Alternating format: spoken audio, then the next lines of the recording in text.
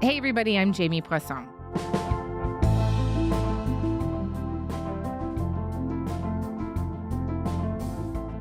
How can the company with 13 billion in revenues make 1.4 trillion of spend commitments? And you've heard the criticism, First Sam. of all, we're doing well more revenue than that. Second of all, Brad, if you want to sell your shares, I'll find you a buyer. Enough. If you are OpenAI CEO Sam Altman, you're clearly getting a bit tired of having to answer the question of whether the AI industry is a bubble. Well, simply saying enough hasn't put the question to bed. Here is Bill Gates. There are a ton of these investments that will be dead ends.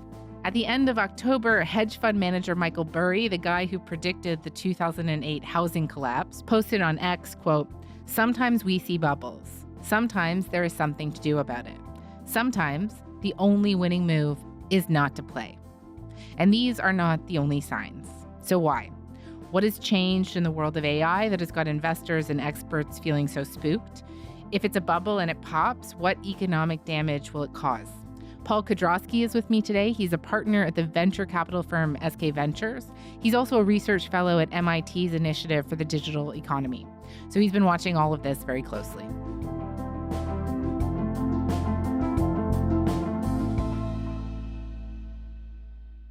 Paul, hi. Thank you so much for making the time today. Sure. Glad to be here.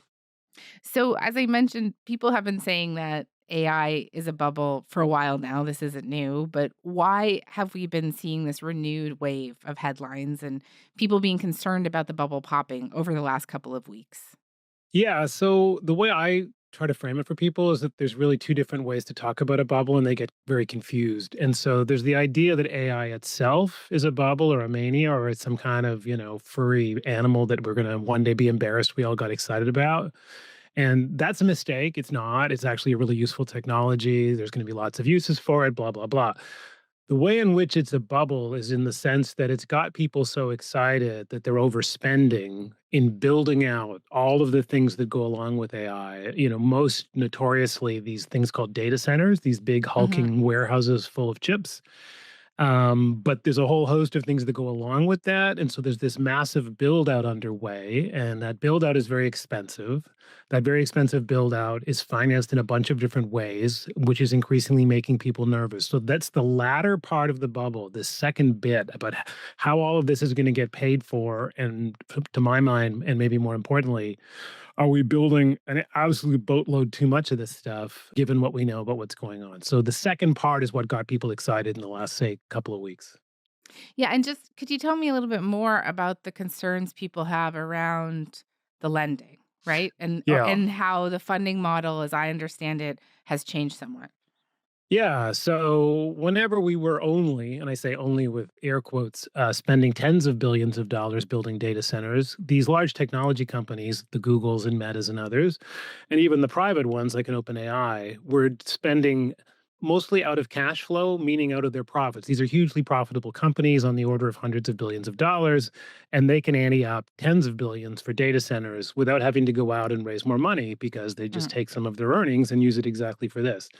But what's happened is this has become a much more expensive project. You've probably seen some of the numbers get bounced around. There was a report last week from JP Morgan that on current projections, it might cost $4 trillion over the next, say, 5 years to build out all of these data centers and related infrastructure for AI. Well, that's not going to come out of companies' earnings, just mathematically can't happen. And so what's begun to happen this year and really accelerated in the second half of the year was the technology companies increasingly went out and found partners to raise money. And those partners are usually what are called private credit firms. So these are like banks that aren't regulated. There's a host of them out there. Most of them emerged, ironically enough, after the last financial crisis. And they go into these partnerships with the large tech companies to build the data centers. And these are done in this very opaque and sometimes mysterious way using things like special purpose vehicles, these legal entities that only exist to build the data center. and I have a stake in it as a technology company. The private credit company does. We put in debt, but I don't have to put it back on my balance sheet as a tech company. So when it comes Right. time to say, like, well, how much exposure do you have to all of this? I get to say, hey, not my table. I don't own that. It's over there, which is kind of a shell game, obviously. But nevertheless, that's the change that's made things much riskier, really accelerated things in the last, I'll say 6 months, but even in the last 2 or 3 months, it's really dramatic how this has changed. And it's this change to a more debt financing away from just using cash flow. I remember back in October, I think it was, there was this diagram in Bloomberg that Right. was making the rounds, right? And Yeah. it was showing the way that a lot of money seems to be flowing in the industry. At the center of the diagram was NVIDIA, which is the main provider of the chips that these AI models run on. And of That's right. course, the single biggest company on the US stock exchange. And then there are all these arrows, right? Showing the cash flow in various directions between NVIDIA and like all these other companies, OpenAI, Microsoft, Oracle, et cetera, et cetera. Yep. And, um, it just struck me as just huge amounts of money moving around between different players in the industry. And like it just seemed incredibly circular. And is that different than what you're talking about now? Is it, because I know people were concerned about that at the time too. Yeah, so that's another piece of the problem. So there's this other aspect, which used to be called back in the days of the telecom bubble, back in the dot-com days, this was called vendor financing, where I extend a loan to you as NVIDIA. It's not really a loan, though. It's just money I'm giving you so you can buy my stuff. Now, Mhm. if back in that period, Nortel, Canadian company, was at the epicenter of that. So that has gone on previously. It rarely ends well, but it's just another aspect of the current mania that we also, in addition to this prodigious amount of debt that's flowing into these technology companies to allow them to go out and buy and build data centers, there's also an aspect via which some of the money is very circular in that I extend credit to you. It could be in any different form as an NVIDIA, say to OpenAI, but in exchange for that, guess what you have to buy? All my stuff. So it becomes very circular and very hard to tell where the reality is anymore because all the money just goes, as the Bloomberg diagram showed, it just goes round and round and round. So that's another aspect of the risk. It just masks the size of things and then creates this illusion of even faster growth, which in turn drives more fundraising, which in turn drives more debt. And the more debt there is, the more risky things get.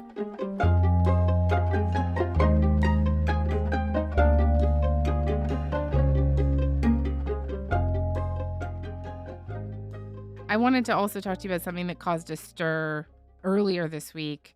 And it was a comment from OpenAI's chief financial officer, Sarah Fryer. Mhm. She was talking at this Wall Street Journal event, and she essentially said that This is where we're looking for an ecosystem of banks, private equity, maybe even governmental, the ways governments can come to bear. Meaning like a federal subsidy or something? Meaning like just first of all, the backstop, the guarantee that allows the financing to happen.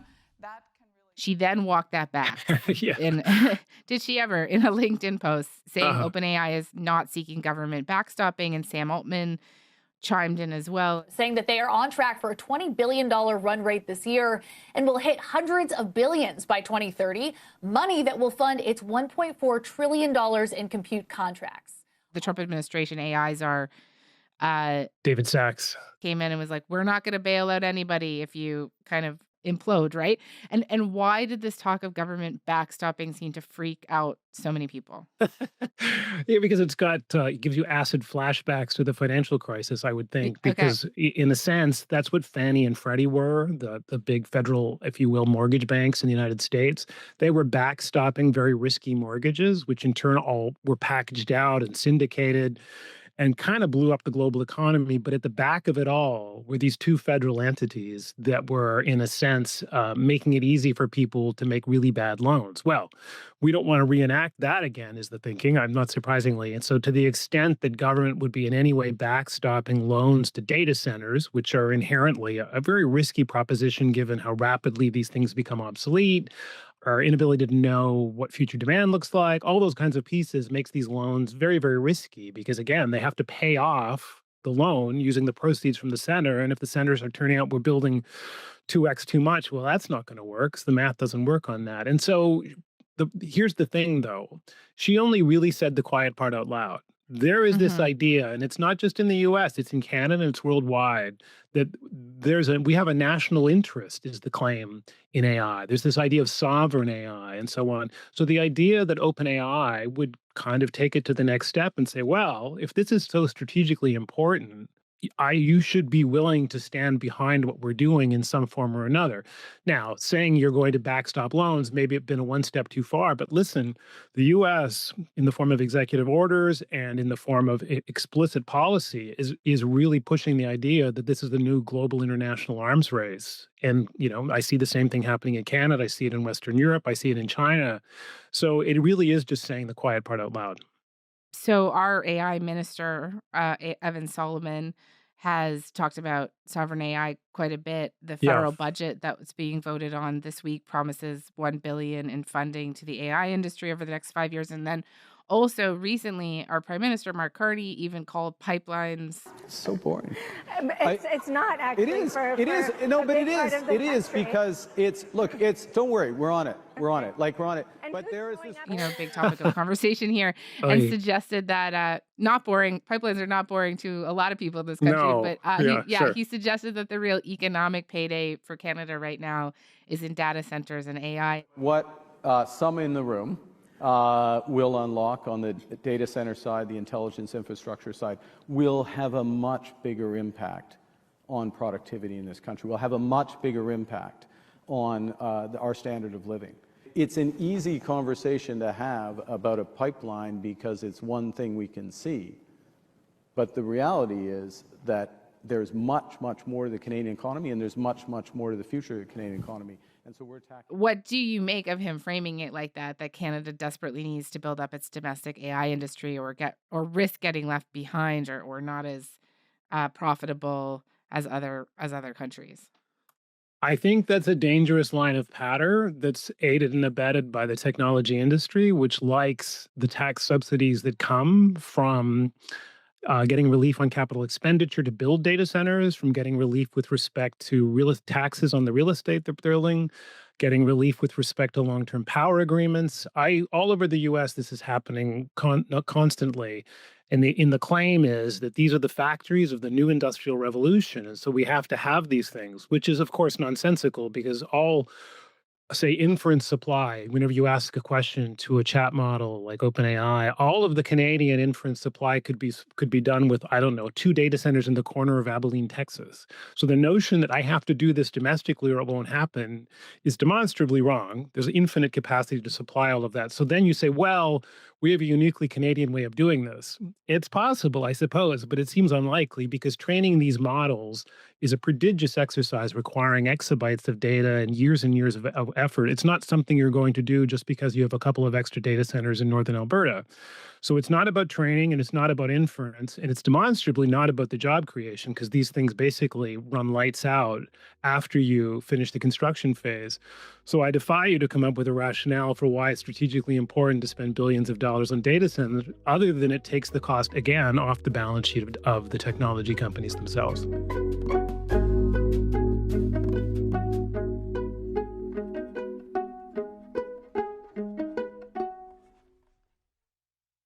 You mentioned the 2008 crisis earlier, and I just wonder if you could talk a bit more about it because I think it's probably on a lot of people's minds. Listening to you, you mentioned some similarities, but like how might what's happening right now be different from 2008? So it's different only in the sense that it's all of that and more. And this is the thing that I think people miss about the current episode. They say, "Oh, these crazy technologists, it's another goofy bubble. They're doing crazy stuff again. Those, it's not .com, it's something else. It's data centers."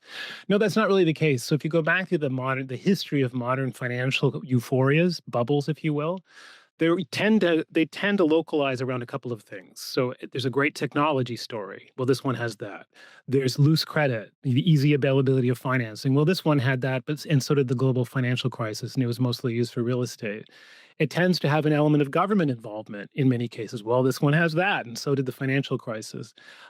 There's all these pieces that come together, but usually each of those are discrete bubbles. This one has all of the pieces that make a single bubble combined in one. real estate, technology, loose credit, government.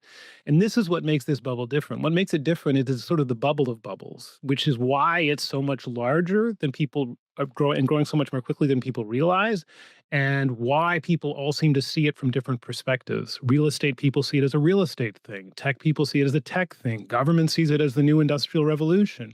There it is right there. This bubble combines all the things that may have made the worst bubbles in the last 150 years into one neat package.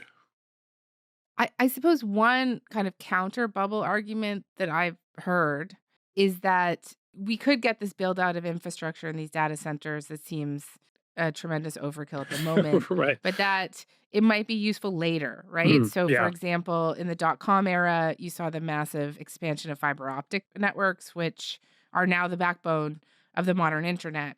Or even Right. further back, you've got the railway Yep. mania Yep. and Or and canals, in or the take your pick. yeah.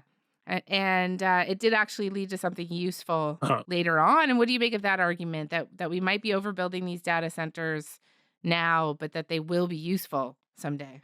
It actually mostly shows why this bubble's different, because there's no commonality between building out a fiber optic network or laying railroad tracks or building canals and building data centers full of GPUs, because GPUs have very short lifespans, not just because technology changes really quickly, and that's true. You're probably turning over the chips on a 3 to 5 year basis, generally speaking, inside of data centers.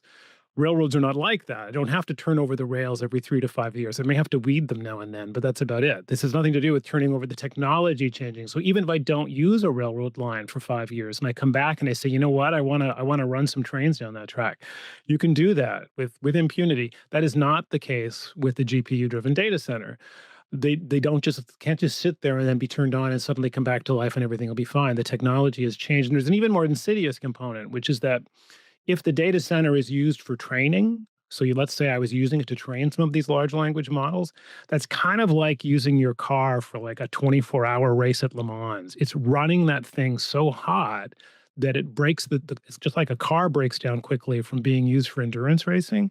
Chips degrade quickly if they're used for training. So it's not 3 to 5 years anymore. If I've used my data center for training, it's often 18 months to 24 months. So now, again, we have this problem that given that 60% of the cost of a data center is the chips and their lifespans are very short, the notion that we can build all of this and we'll figure it all out 4 or 5 or 6 years down the road. No, it's actually the reverse. You're going to have to make all those capital expenditures a second time, or most of what you spent previously will be useless for this reason of the relatively short lifespan of the technology underneath it, as opposed to canals, railroads, fiber optic cables.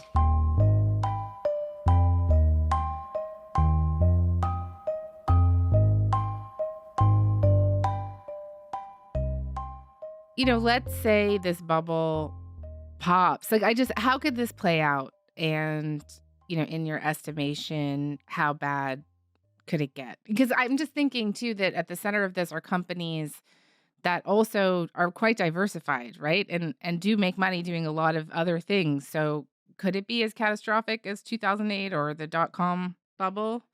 Or do you think, or are you saying it could be worse? Oh, it could be much worse. For me, it's more like the late 1920s, where you have the combination of this. So at the time, there were two big technologies that were making people incredibly optimistic, and that led in part to the crash of '29, the subsequent economic decline. And one of them was electrification. This idea that we have this ubiquitous technology, rural electrification, that everyone's going to connect to, and it's going to change everything. And it did, but we vastly overspent, built too many speculative companies, many of which were packaged into forms that all failed after the crash of '29.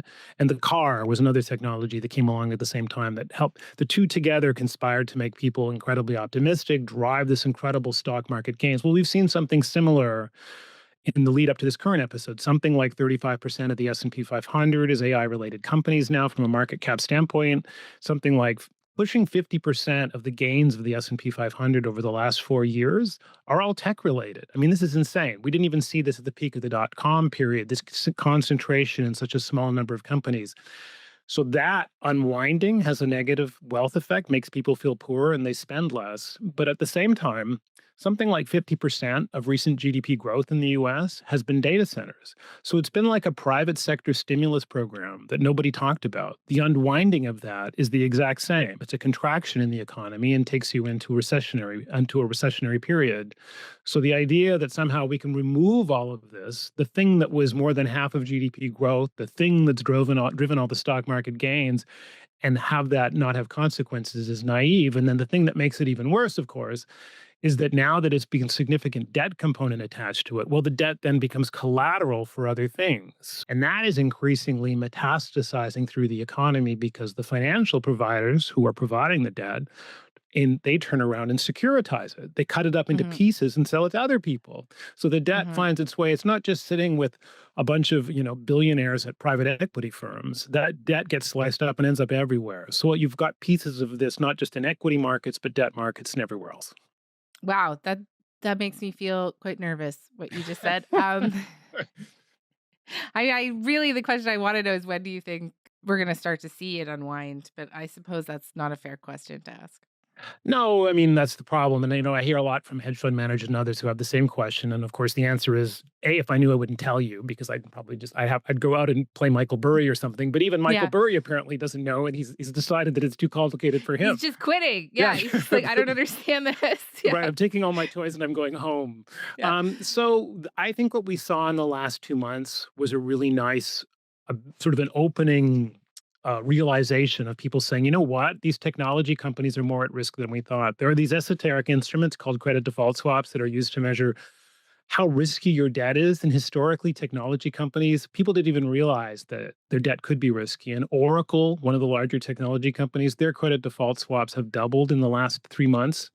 That's a sign that it costs roughly twice as much to insure their debt against default. This all sounds very wonky, but the point being, the idea that technology companies' risk of defaulting on debt could double in 3 months, there you go. There's a sign that finally there's a growing realization that something dramatic has changed, and it's that an entire sector of the economy is much riskier than it once was. And I think it'll get riskier before the wheels really come off. But is it more than 2 years away, a year away? I doubt it.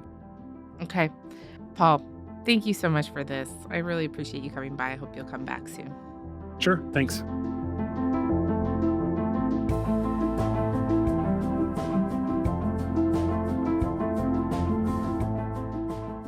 All right. That is all for today. I'm Jamie Poisson. Talk to you tomorrow.